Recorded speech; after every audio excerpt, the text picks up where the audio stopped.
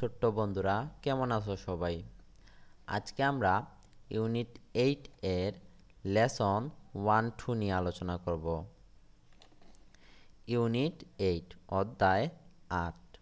দেখো বন্ধুরা, এই অধ্যায়ের নাম হলো রাইট টু মি সুন, অর্থাৎ শীঘ্রই আমার কাছে লেখো। সুন অর্থ হলো শীঘ্রই, মি মি মানে আমার, আর রাইট অর্থ লেখা। Section A, listen and read, শুনো এবং পড়ো। দেখো বন্ধুরা, আমরা এই ছবিতে একটা মেয়েকে এবং একটা ডাক্তারকে দেখতে পাচ্ছি। এই মেয়েটার নাম হলো Seema. Seema is at home today, অর্থাৎ সীমা আজ বাসায়। She didn't go to school, সে বিদ্যালয়ে যায়নি। বিকজ শি ইজ ইল, কারণ সে অসুস্থ। দেখো বন্ধুরা, ডিডন্ট, এই যে ডিডন্ট, এটা হলো ডিড আর নট একত্রে যুক্ত করছে। বিকজ বিকজ অর্থ হলো কারণ। She has A cough and a Soar throat, অর্থাৎ তার তার কাশি এবং জ্বর, তার কাশি এবং গলায় ব্যথা। এই যে কফ, এই যে কফ, কফ অর্থ হলো কাশি, আর শর্ট থ্রোট অর্থ গলায় ব্যথা। শর্ট থ্রোট অর্থ গলায় ব্যথা। She also feels very warm, সে আরও অনেক উষ্ণ অনুভব করছে।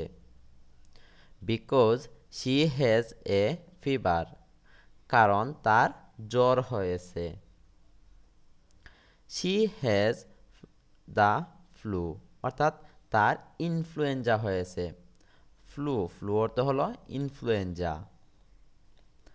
The doctor visited Seema last night, অর্থাৎ গত রাতে ডাক্তার সীমাকে দেখতে এসেছিলেন। শি নিডস সাম মেডিসিন, তার কিছু ঔষধ প্রয়োজন। দেখো বন্ধুরা, নিড নিড অর্থ হলো প্রয়োজন। সাম সাম অর্থ কিছু। মেডিসিন মেডিসিন অর্থ ঔষধ। He also told her what to do in order to get well soon, অর্থাৎ তিনি তাকে এও বলেছেন যে দ্রুত সুস্থ হয়ে উঠতে হলে কি কি করতে হবে। দেখো বন্ধুরা, এই যে সুন সুন অর্থ দ্রুত বা তাড়াতাড়ি। দ্য ডক্টরস অ্যাডভাইস, অর্থাৎ ডাক্তারের উপদেশ। দেখো বন্ধুরা, অ্যাডভাইস অ্যাডভাইস অর্থ হলো উপদেশ, অর্থাৎ ডাক্তার যে যে পরামর্শগুলো সীমাকে দিয়ে গেছিলেন এইগুলাই এখন আমরা এখানে পড়ব। Eat food that give your body energy, আচ্ছা গিভস, এটা হলো গিভস, অর্থাৎ যে খাবারগুলো তোমাকে শক্তি দেয় সে খাবারগুলো খাও। ট্রাই টু ইট, খাওয়ার চেষ্টা করো। Even if you are not hungry, যদিও তুমি ক্ষুধার্ত না থাকো, অর্থাৎ তুমি যদি ক্ষুধার্ত নাও থাকো তাহলেও খাবার চেষ্টা করো। You need to be strong, তোমাকে সবল হওয়া প্রয়োজন, তোমার সবল হওয়া প্রয়োজন। স্ট্রং স্ট্রং অর্থ সবল। হাংরি হাংরি অর্থ কি ক্ষুধার্ত। এনার্জি এনার্জি অর্থ শক্তি। আচ্ছা, তারপরে দ্যাট দ্যাট অর্থ যা। গিভস গিভস অর্থ দেয়া। রেস্ট স্টে এট হোম, বিশ্রাম নাও বাড়িতে থাকো। Don't go to school or work, অর্থাৎ বিদ্যালয়ে কিংবা কাজে যেও না।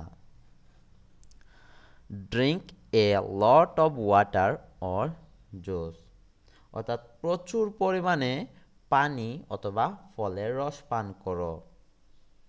দে আর বেটার দেন সফট ড্রিঙ্কস, অর্থাৎ এগুলো কোমল পানীয় অপেক্ষা ভালো। দেখো বন্ধুরা, সফট ড্রিঙ্কস অর্থ কোমল পানীয়।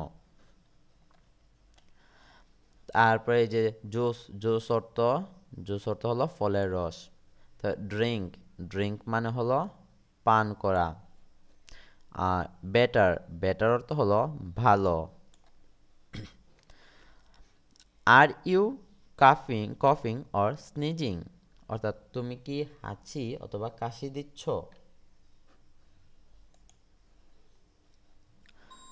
Cover year,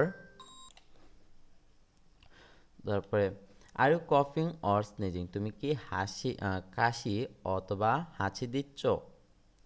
cover your mouth and nose, অর্থাৎ তোমার মুখ এবং নাক ঢাকো। Use a tissue not your hand, অর্থাৎ একটি টিস্যু ব্যবহার করো, তোমার হাত না। এরপরে বলছে ওয়াশ ইয়র হ্যান্ড রেগুলারলি, অর্থাৎ নিয়মিত তোমার হাত ধোও। এরপরে বলছে ইউজ ইয়র ওন প্লেট, অর্থাৎ তোমার নিজস্ব প্লেট ব্যবহার করো। গ্লাস অ্যান্ড কাপ, অথবা গ্লাস এবং কাপ ব্যবহার করো, অর্থাৎ তোমার নিজের প্লেট, গ্লাস, কাপ এগুলা ব্যবহার করতে বলছেন। Other people can catch year illness from this things, অর্থাৎ এই জিনিসগুলোর মাধ্যমে অন্যদের মাঝেও রোগ ছড়াতে পারে। দেখো বন্ধুরা, এখানে ইউজ অর্থ হলো ব্যবহার করা। ওন মানে নিজের। আর আদার অর্থ হলো অন্য। পিপল অর্থ হলো লোক। ক্যান অর্থ পারা। তারপরে ইলনেস মানে অসুস্থ। দেজ মানে সেই, মানে এগুলো। আর থিং অর্থ জিনিস, অর্থাৎ জিনিসগুলো হতে, অর্থাৎ অন্য মানুষও এই জিনিসগুলো হতে অসুস্থ হতে পারেন।